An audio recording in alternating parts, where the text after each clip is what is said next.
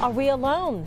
Is Earth really the only planet with life, or is something else out there?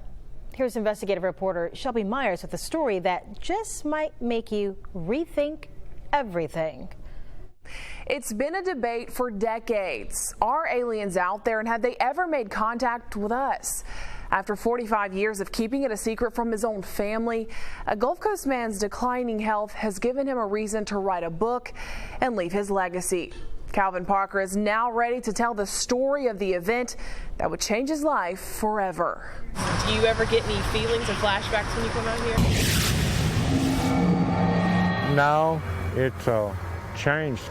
It's hard to feel anything when you come out here. What do you think about the whole experience? Think it happened? I think something happened down there. I'm not at all sure what happened. Something happened to him, the way they were upset. You don't fake fear. You know, he was scared. He was scared out of his mind.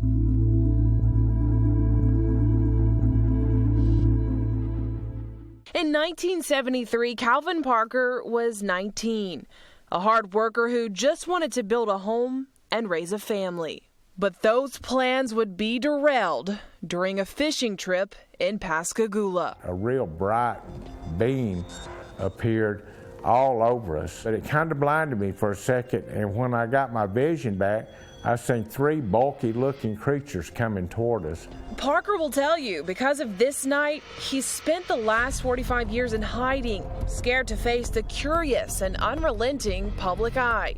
We'll get up and go to work in the morning, nobody would never know, and they won't make us out to be idiots. But after suffering a stroke and having 2 open heart surgeries, in a rare interview, Parker is recounting to me the night that changed his life. And we pulled up, and I noticed there was posted signs there. And I said, Charlie, you know, maybe we don't need to go fishing here. He said, no, that's fine. And that's when I noticed some blue hazy lights reflecting coming across from my back, out across the water. So I stood up thinking that I was going to go to jail for trespassing. Just north of where Ingalls Shipyard now sits, Parker and his fishing buddy, 42-year-old Charles Hickson, would do anything but fish that night. I seen 3 bulky looking creatures coming toward us, and they was probably 4.5, 5 foot tall. They built like football players, but I noticed they kind of moved mechanical wise, and they was floating off the ground. By the time we stood up and turned around, they was there on us all at one time. So 2 of them got a hold of Charlie, 1 of them got a hold of myself, and instantly I felt like that I just got relaxed. Parker claims he and Hickson were levitated into the spacecraft. There was an examination room, what I call it, and the old big ugly creature that brought me in, he took me and laid me on an examination table, and he just backed up out of the way. I couldn't move or anything. All I could do was look, and there was something about the size of a deck of cards that came out of the ceiling, and it hovered about a foot in front of my eyes, and then it went to the right side of my head and it clicked, went behind my head and it clicked, went to the left side of my head and clicked, and then straight to the front, and then it shot back up in the ceiling. And that's when I noticed some kind of little ruffling noise, and this more feminine looking creature came out. She looked completely different than the what I call the robot, because he moved like a robot, just mechanical wise. She looked kind of feminine looking and had fingers, regular fingers and all, come over and pinched me on the side of the cheek. And then she took her finger and run down my throat and got behind that little thing that hangs down back there and tried to come up in my nasal cavity. And that was when it started hurting and I started choking and I got scared. And she just kind of telepathically told me, you know, don't be afraid, we're not going to hurt you. And with those words, Parker says the aliens dropped he and Hickson back off on the bank. Frozen in fear, Parker didn't want to let anyone know what happened. Hickson, however, said they had to tell somebody, so they called the Jackson County Sheriff's Office. And I said, could I help you? He said, yeah, I've had something happen, but said, you gonna laugh if I tell you what it is. I said, look, fella, go ahead and tell me, I'm busy. What happened? He said, I got picked up by a UFO. I laughed. He said, I told you he was going to laugh. Still, former Jackson County Captain Glenn Ryder told the men to come into the station. Jackson County deputies had two choices that night. They could choose to believe Parker and Hickson had really been taken from the banks of the Pascagoula River like they said, or they could figure out if they were lying. So deputies stuck a secret tape recorder inside an interrogation room back at the station, and it's what they heard on those tapes that made them believe the two were not lying.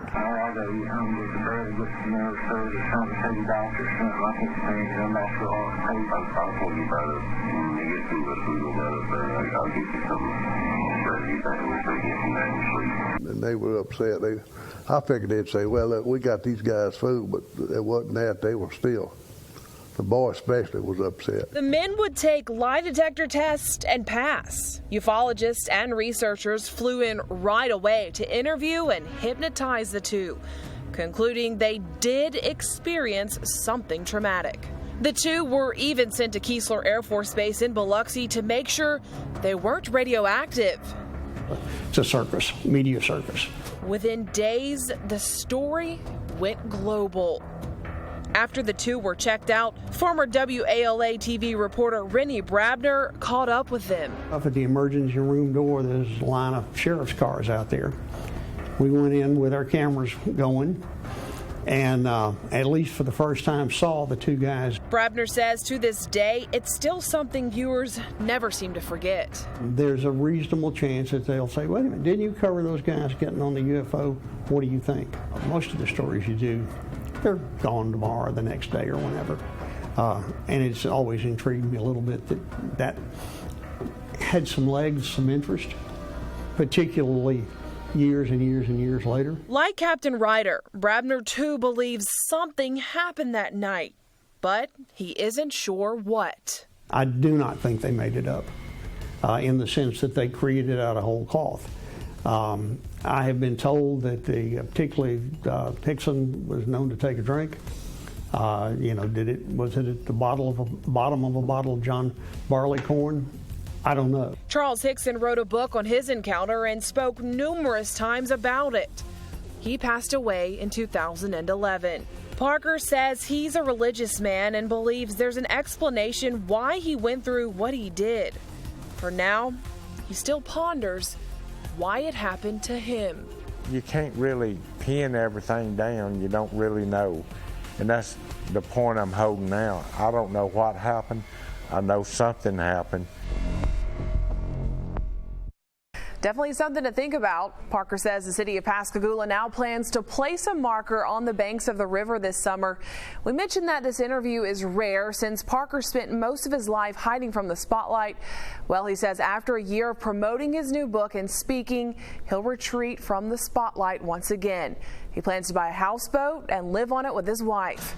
Now, if you want to know more about his book, The Closest Encounter, just head to our website, fox10tv.com.